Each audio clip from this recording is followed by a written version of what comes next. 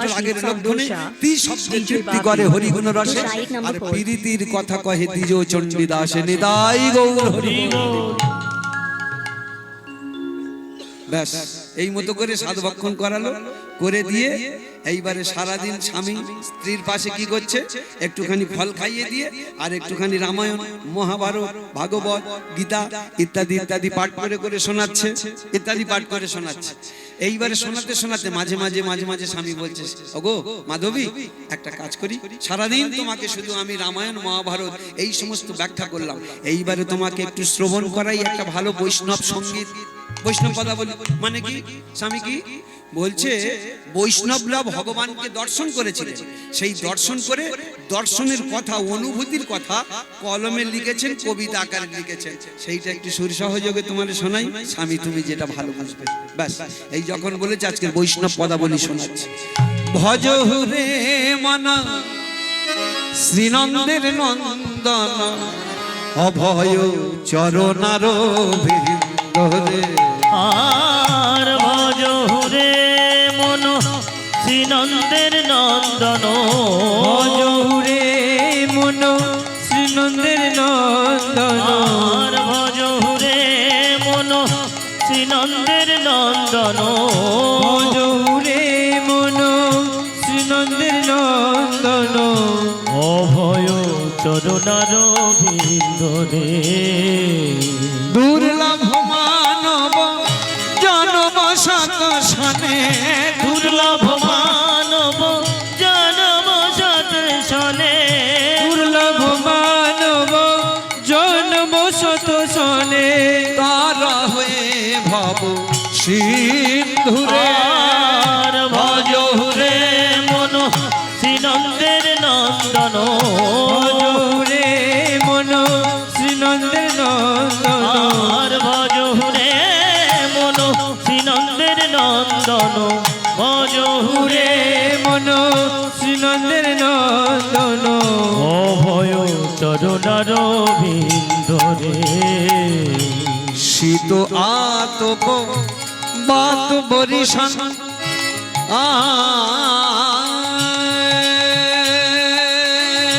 সারে সারে নিসদা নিসদা গারে সারে নিসদা পগম ধাম গম রে সা। যারা ক্লাসিক্যাল গান বাজনা করেন তারা দেখবেন এটা বুঝতেই পারছেন এটা ভৈরবী রাগের উপর রয়েছে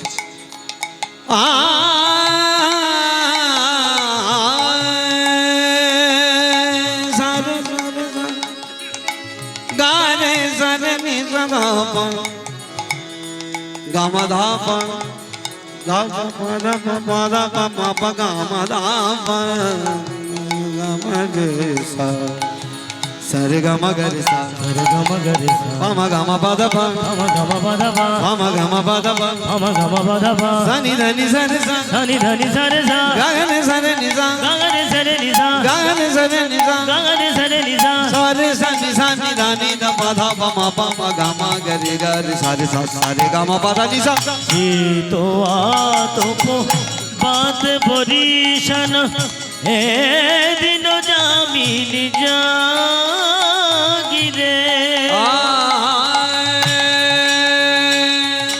ধুম দং না না ধুম দং না না ধুম দং না না ধুম দং না না ধুম দং না না ধুম দং না না ধুম না ধীরে ধীরে ধীরে ধীরে ধুম দং না না না ধীরে ধীরে ধীরে ধীরে ধুম দং না না ধীরে ধীরে ধীরে ধীরে ধুম দং না দিন না না না ধুম দং না না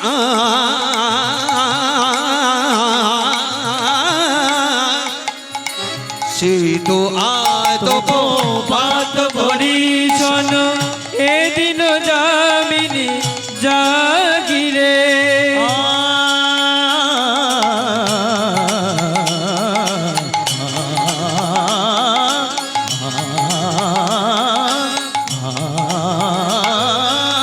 শীত আতপ বাত বরিশন এদিন জামিনী জাগিরে আই বিফল সেবিনু কৃপণ দূর আই বিফল সেবিনু আমি কৃপণ দুরজন বিফলে সেবিনু কৃপণ দুরজন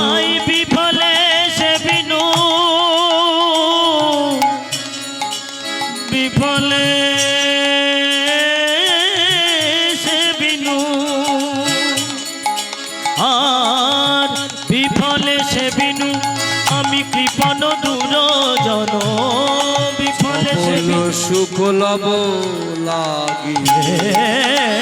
ভজহুরে মন শ্রীনন্দের নন্দন, ভজহুরে মন শ্রীনন্দের নন্দন, আর ভজহুরে মন শ্রীনন্দের নন্দন, অভয় তরুণার বিন্ধরে, অভয় তরুণার বিন্ধরে, অভয় চরণার বিন্ধরে। এই মতো করে বিধিসম্মত ভাবে সাধভক্ষণ প্রক্রিয়া সারল। 9 মাস 10 মাস এই মতো গুজরিয়া যায়। 10 মাস 10 দিনে মা আমার কোল আলো করে এক পুত্র সন্তান পায়। যেই ছেলেটা হয়েছে স্বাভাবিকভাবে যখন ভূমিষ্ঠ হয় কেঁদে ওঠে না? একটু ভালো করে ভেবে দেখবেন। উ ম ব্রহ্মা বিষ্ণু মহেশ্বর তিনজনকে ডেকে। আর কেন কাঁদে? সেই সময় কিন্তু আমরা হাসতে থাকি, এই আমার একটা ছেলে হয়েছে, এই আমার একটা নাতি হয়েছে, এই আমার একটা ভাইপো হয়েছে, বিভিন্ন জনে বিভিন্ন সম্বন্ধ পাতিয়ে বলছে। কিন্তু সে যে কাঁদছে এটা কই দেখিনি। কেন কাঁদছে একবার জিজ্ঞেস করেছি কোনোদিন কোনো সাধুগুরু বৈষ্ণবের কাছে? গুরুদেব কাঁদে কেন? কাঁদে কেন জানেন? একটাই কারণে কাঁদেন, হে প্রভু তুমি আমায় কোথায় আনলে, শুধু মায়া দেখছি। আমি তো মাতৃগর্ভে ছিলাম, আমি তো মহা সুখে ছিলাম, কারণ নিত্য নিত্য তোমার দর্শন করছিলাম। সুখে থাকে, মুখের কথা নয়, প্রমাণ আছে। ধরুন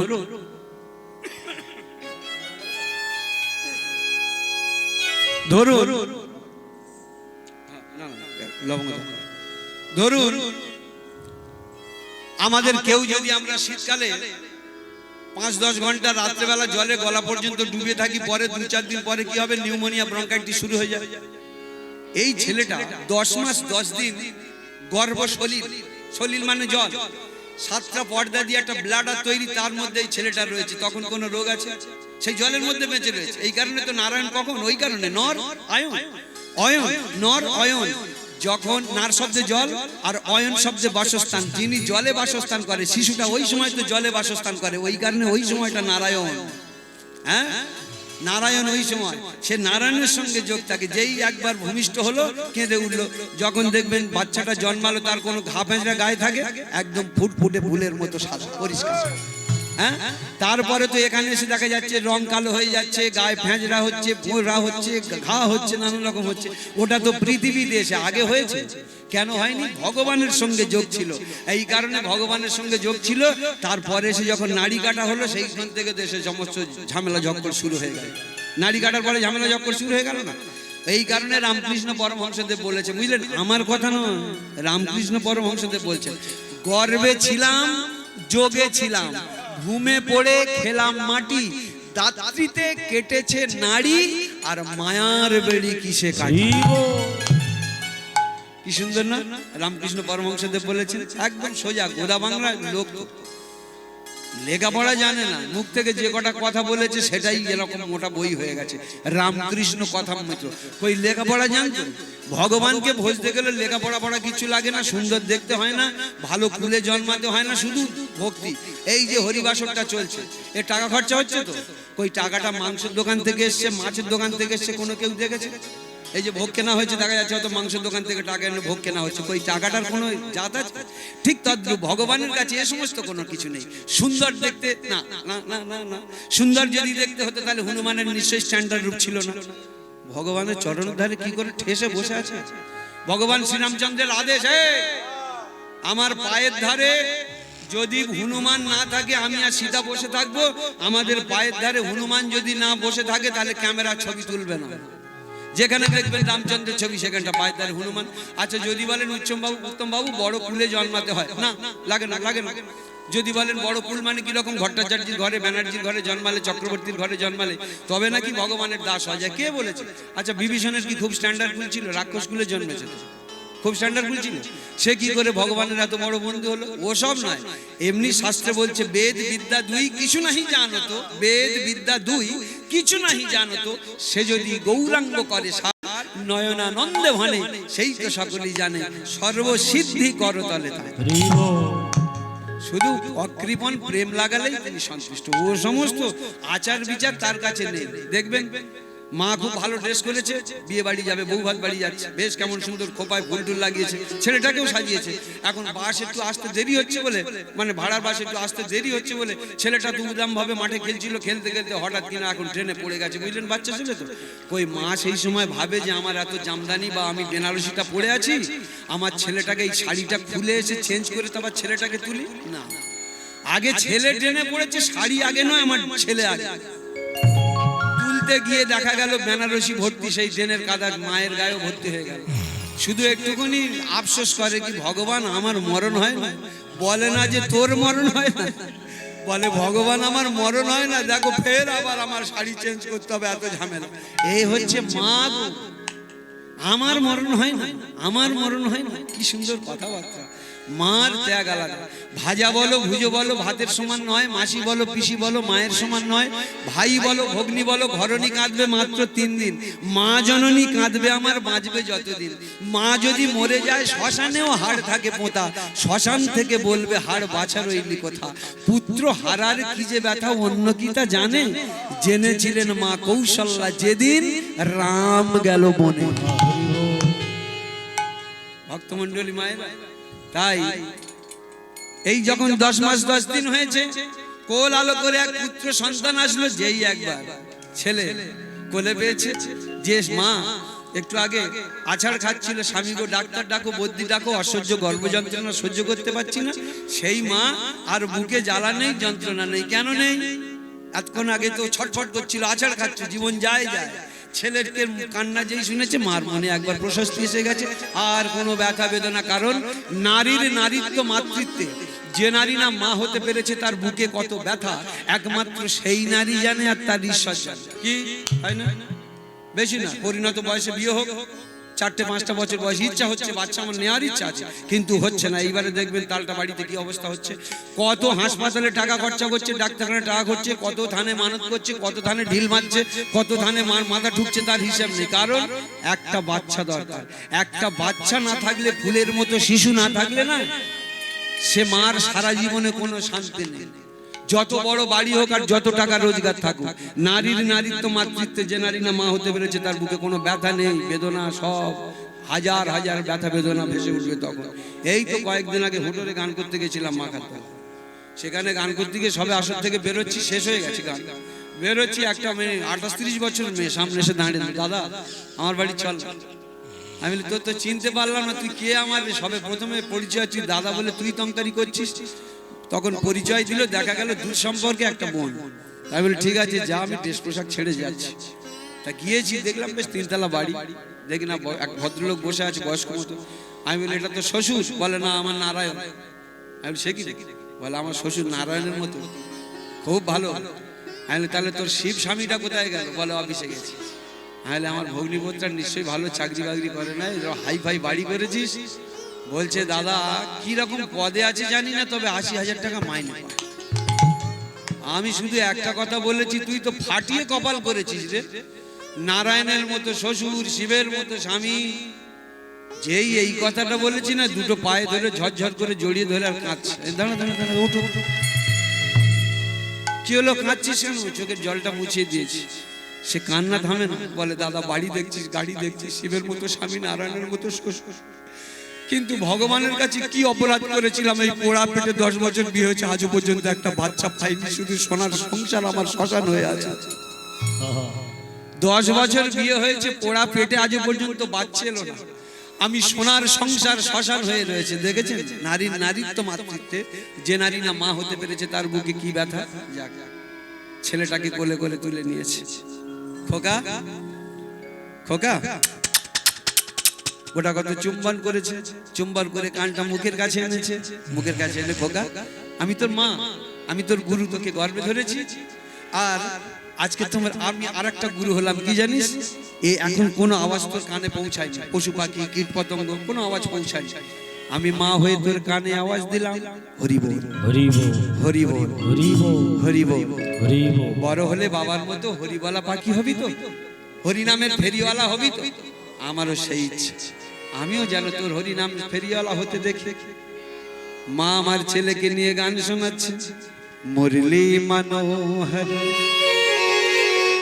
গোবিন্দ গিরিধর নমামি কৃষ্ণম নমামি কৃষ্ণম মুরলী मनोहर गोविंद गिरिधर नमामि कृष्णं नमामि कृष्णं मुरली मनोहर गोविंद गिरिधर नमामि कृष्णं नमामि कृष्णं मुरली मनोहर गोविंद गिरिधर नमामि कृष्णं नमामि कृष्णं राजीव लोचन अतीव सुंदर राजीव लोचन अतीव सुंदर राजीव लोचन अतीव सुंदर नमामि कृष्णं नमामि कृष्णं मुरली मनोहर गोविंद गिरिधर नमामि कृष्णं नमामि कृष्णं राजीव लोचन अतीव सुंदर राजीव लोचन अतीव सुंदर नमामि कृष्णं नमामि कृष्णं मुरली मनोहर गोविंद गिरिधर नमामि कृष्णं नमामि कृष्णं तीनों जनों के आश तुम ही हो भक्तों का विश्वास तुम ही हो तीनों जनों के आस तुम ही हो भक्तों का विश्वास तुम ही हो तीनों जनों के आश तुम ही हो भक्तों का विश्वास तुम ही हो तीनों जनों के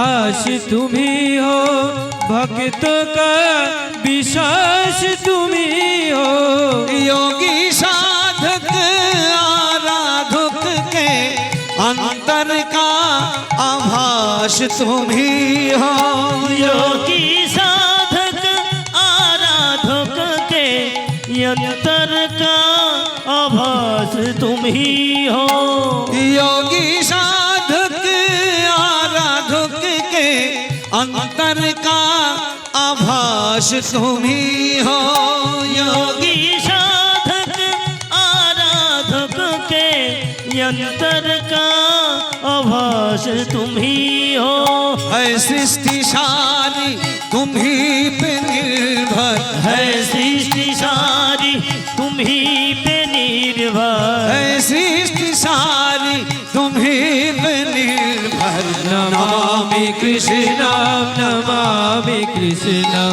मुरली मनोहर गोविंद गिरिधर नमामि कृष्णं नमामि कृष्णं राजीव लोचन अतीव सुंदर राजीव लोचन अतीव सुंदर नमामि कृष्णं नमामि कृष्णं मुरली मनोहर गोविंद गिरिधर नमामि कृष्णं नमामि कृष्णं হরে কৃষ্ণ। সমস্ত আমার বয়োজ্যেষ্ঠ যারা আছে তারা কিন্তু 4 ঘন্টা গান গায়, 3 ঘন্টা গান গাওয়ার গল্প ছিল। দর্শকদের অনুরোধে আরো 20 মিনিট এক্সট্রা গান করবে। হরে বল, হরে বল।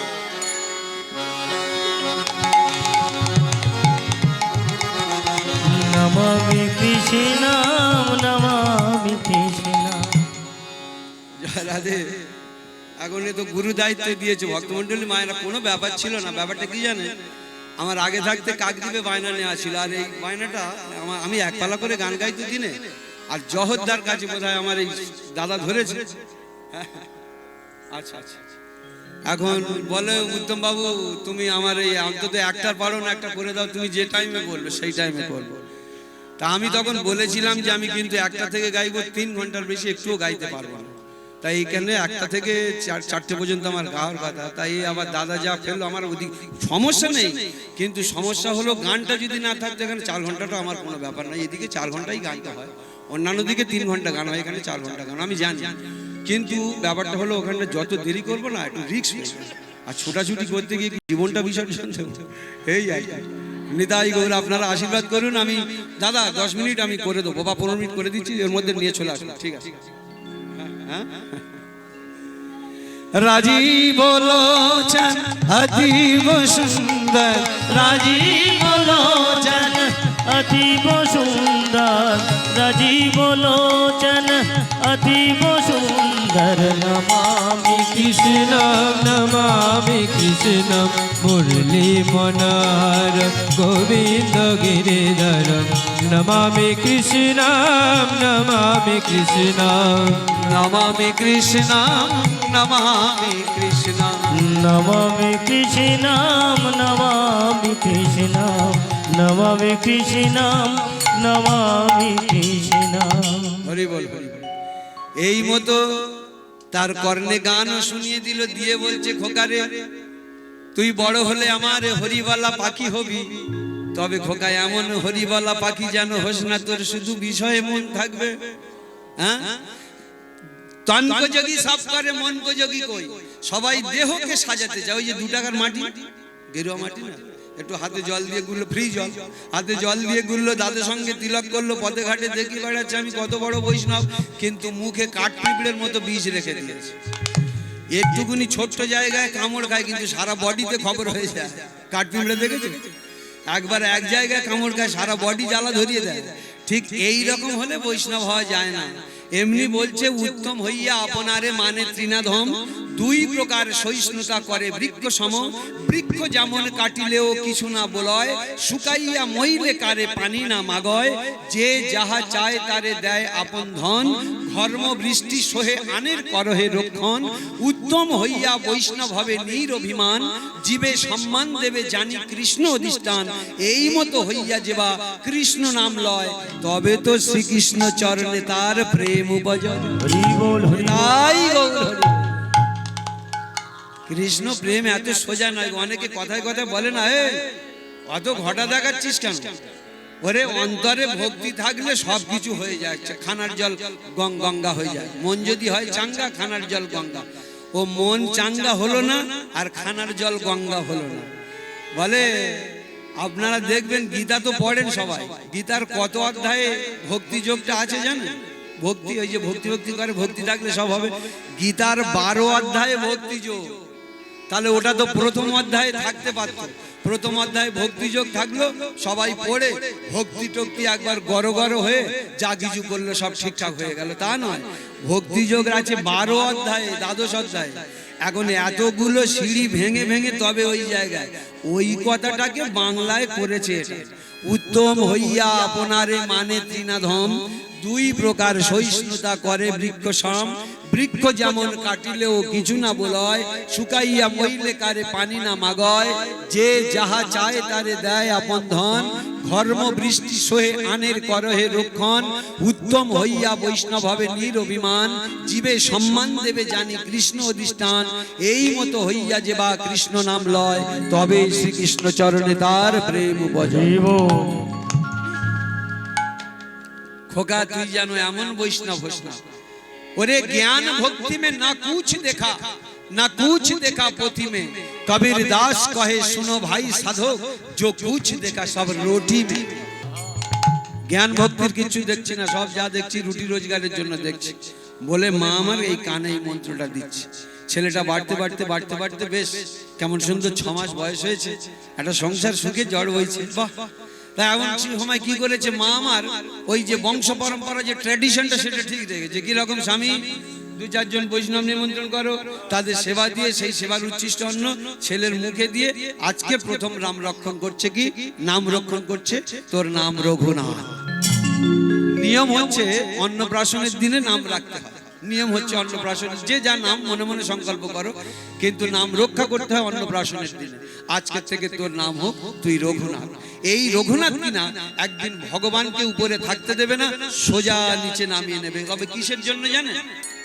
এ কোনো দড়ি টড়ি নয়, কোনো শৃঙ্খল নয়, লোহার শৃঙ্খল নয়, প্রেম শৃঙ্খল, লোহার শৃঙ্খল নয়, সোনা নয়, রূপা নয়, একমাত্র প্রেম শৃঙ্খল দিয়ে তাকে উপর থেকে টেনে নামাবে। প্রেমকে খালি চোখে দেখা যায়? খালি চোখে দেখা যায়? দেখা যায় না। তবে যে জিনিস চোখে দেখা যায় না সেই জিনিসের ক্ষমতা অনেক বেশি, জানেন? এমনি বিজ্ঞান বলছে যে জিনিস যত সূক্ষ্ম তার ক্ষমতা পাওয়ার তত বেশি। আপনারা তো জানেন অ্যাটম মানে পরমাণু, পরমাণু দেখেছেন মাইক্রোস্কোপেও পর্যন্ত খুব সামান্য দেখা যায়, খালি চোখে তো আকাশ কুসুম, মাইক্রোস্কোপে খুব ক্ষুদ্র দেখা যায়। অ্যাটম বোম জাপানের নাগাসাকি হিরোশিমাতে বাস্ট করেছিল টেস্ট করবার জন্য, আজও পর্যন্ত জায়গাটা জাপানটা ঠিক গুছিয়ে উঠতে পারেনি। এখনো পর্যন্ত নাকি বিকলাঙ্গ শিশু জন্মায়, তখন তো লাগাতার জন্মাতো, এখন অনেকটা শুধরে গেছে তবু এখনো বিকলাঙ্গ শিশু জন্মায়। ওখানে এখন দেশটা ঠিক গুছিয়ে উঠতে পারেনি। অ্যাটমের এত ক্ষমতা, যে জিনিস যত সূক্ষ্ম তার ক্ষমতা তত বেশি। আপনি এত বড় ঘড়ি কিনুন, দেখবেন হয়তো যদি 50 টাকা হয়, এতটুকুনি ঘড়ির দাম 150 টাকা। এই যেগুলো ছোট ঘড়ি, বেটা ছেলেদের ঘড়ির থেকে তো মেয়েদের লেডিস ঘড়ির দাম বেশি, কারণ ঘড়ি যত ছোট হবে তত পার্টস তত ক্ষুদ্র ক্ষুদ্র হবে, তার মেকানিক খরচাটা বেশি বাড়ে। তাহলে যে জিনিস যত সূক্ষ্ম তার ক্ষমতা তার পাওয়ার তত বেশি। এটাই হচ্ছে প্রেমকে যেমন চোখে দেখা যায় না, এই প্রেম শৃঙ্খল দিয়ে আমার রঘুনাথ উপরের ভগবানকে উপর থেকে নিচে নামিয়ে আনবেন। ছেলেটা যখন বাড়তে বাড়তে 6 মাস থেকে 6 বছর হয়েছে, মা দেখছে যে ছেলেটা বিভিন্ন ছেলেদের সঙ্গে খেলা করছে। এবার মায়েদের একটা ধারণা হয় কি জানো, এই ওর সঙ্গে মিশিস কেন, বাজে ছেলে, খারাপ ছেলে। আরে সবাই তো এই কারণে বলেছে কাহারে তুমি ফেলিছো পশ্চাতে সেই তোমারে টানিবে পশ্চাতে। আমার কথা নয়, কবিদের কথা। কাহারে তুমি ফেলিছো পশ্চাতে সেই তোমার টানিবে পশ্চাতে। আমি লেখাপড়া শিখেছি, চাকরি করছি, আমার ছেলেটা বড় হোক, আমার ছেলেটা, কিন্তু পাশের ছেলেটা আমাদের কাছে ভিক্ষে করা অভ্যাসটা থাকুক। কিন্তু তোমার ছেলে যখন বড় হবে কার সঙ্গে খেলা করবে? যখন ওদের সঙ্গে খেলা করবে ওরা ওদের দিকে টান মারবে। তাহলে শিক্ষিত জ্ঞানীদের কাজ কি? এই তুই পড়াস না কেন, স্কুলে যাস না কেন, বইয়ের অসুবিধে? আরে তুমি তো চাকরি করো, আচ্ছা নিয়ে একটা বর্ণ পরিচয় কিরো পড়বি, বাড়িতে পড়বি। তাহলে তুমি যদি পাশাপাশি ছেলেকে শিক্ষিত করতে পারো, তোমার ছেলে শিক্ষিত সমাজে মিশে তোমার ছেলেটা ভালো হবে। আর চিন্তা করতে হবে, না হলে সঙ্গ দোষে পড়ে যাবে। এই কারণে কবিরা বলেছে কাহারে তুমি ফেলিছো পশ্চাতে। তুমি একলা সুখে থাকবে, সুখে খাবে, ভালো শিক্ষিত হবে, চাকরি করবে, আর ওরা মুখ্য থাকবে। এই কারণে সেই তোমারে টানিবে পশ্চাতে। কবিদের কথা গো। আমরা তো দেখি গাছ বাড়ছে, কিন্তু রবীন্দ্রনাথ দেখলেন কিরকম দেখেছেন? কাল ছিল ডাল খালি আজ ফুলে যায় ভরে, বল দেখি তুই মালি হয় সে কেমন করে। আমরাও দেখলাম গাছটা হয়েছে, বেশ ফল দিচ্ছে, ফুল দিচ্ছে, এই দেখে শান্ত ফুল ফল তুলে তুলে খাচ্ছে। কিন্তু রবীন্দ্রনাথ কি সুন্দর দেখে, আর তার অনুভূতিটা কিরকম গুছিয়ে লিখছে দেখুন। কাল ছিল ডাল খালি আজ ফুলে যায় ভরে, বল দেখি তুই মালি হয় সে কেমন করে। হ্যাঁ, সবার চোখ একই নয় গো, নামে চোখ। কেউ চোখে সর্ষে ফুল দেখে, কেউ আবার গন্ধরাজ ফুল দেখে, সবার চোখ একই। ব্যাপারটা বুঝতে পেরেছেন? মাছি তো অনেক রকম, কোন মাছি আবার গু ছাড়া বসে না, আবার কোন মাছি ফুল ছাড়া বসে না, সবাই এরকম নাম কিন্তু মাছি। যারা ফুলের মাছি তারা কিন্তু নোংরার উপরে বসে না, আর যারা নোংরার মাছি তাদের ফুলের গন্ধ শুনলে তাদের ঘুম হয় না। সেই একটা গো মাছ ব্যাপারী, বুঝতে পেরেছেন? এক মহিলা মাছ বিক্রি করে আস্তে আস্তে এখন প্রচন্ড ঝড় উঠেছে, গ্রামে পৌঁছাতে পারবে না। সামনে একটা বিরাট মাঠ, ওই মাঠটা পার হয়ে আর সন্দেহ হয়ে গেছে। তা সেই সময় প্রচন্ড ঝড় আর বৃষ্টি হচ্ছে, তো একটা বড় বাড়ির ওই সামনে মানে সদর দরজাতে ঢোকার সময় একটুখানি সানসেটটা বাড়ানো আছে, আর ওখানটা আর কি দাঁড়িয়ে এরকম ঝোড়াটা নিয়ে দাঁড়িয়ে রয়েছে। এখন সেই বাড়ির ভদ্রমহিলাটা দেখতে পাচ্ছে, ভেতরে এসো, ওখানে দাঁড়িয়ে দিচ্ছে কেন, ভালো না, এ ভেতরে এসো, ভেতরে এসো, এখানে আমাদের ঘরের ভিতরে এসো, আমি মাছ বিক্রি করি। আরে এসো তো, আগে মাছ বিক্রি করো তো, এসো এসো ভেতরে এসো। তাই এমন বৃষ্টি, সারা রাত বৃষ্টি থামে না। এখন সে তাদের ফুল ব্যবসা ছিল, বুঝতে পেরেছেন? তা বলে তুমি খাও দাও, তোমার থাকতে দিই কোথায় বলে দিন? একটা ঘর আমাদের 2 স্বামী স্ত্রী থাকি, আর ওই একটা ফুলের ঘর আছে, বুঝলে? আচ্ছা ঠিক আছে, তোমার অসুবিধা হবে না, ওই ফুলগুলো এক সাইডে করে রেখে আর ফুলের ঘরে তুমি থাকো। এইবারে সকালবেলায় ফুলের ঘরে থাকলো, সে মাছের ঝোড়া টোড়াগুলো বাইরে রেখেছে। এবার সকালবেলা ঘুম থেকে উঠেছে, বলে মেয়ে তুমি কি এবার বাড়ি যাবে? বলে আর মাছ টাছ কিনতে যাবে? বললো না, আমি বাড়িতে যাবো। তা বলে আমাদের এখানে ঘুম টুম হয়েছে, তোমার অন্য জায়গায় শুয়ে আছে তো? বলে ঘুম আসছিল, কিন্তু ঘুম চোখ লাগে না। কেন বলো তিনি? বলে আমি তো মাছ ব্যাপারী, মাছের গন্ধ না শুনলে ঘুম হয় না, তোমার ওই ফুলের গন্ধে ঘুম আসে না। কিরকম পার্টি, বুঝতে পেরেছে? বলে মাছের গন্ধ না শুনলে ঘুম আসে না, তোমার ফুলের গন্ধে ঘুম আসে না। তাহলে যারা ফুলের মাছি তারা ফুল ছাড়া বসে না, যারা বিষ্ঠায় বড় মাসি তারা বিষ্ঠা ছাড়া ভালো লাগবে না। তাহলে খোকারে তোর এই কথা বলি, এই মোটামুটি বজায় ওদের সঙ্গে খেলিস না কেন মা? আরে ওরা ছোট জাতের ছেলে মেয়ে মা।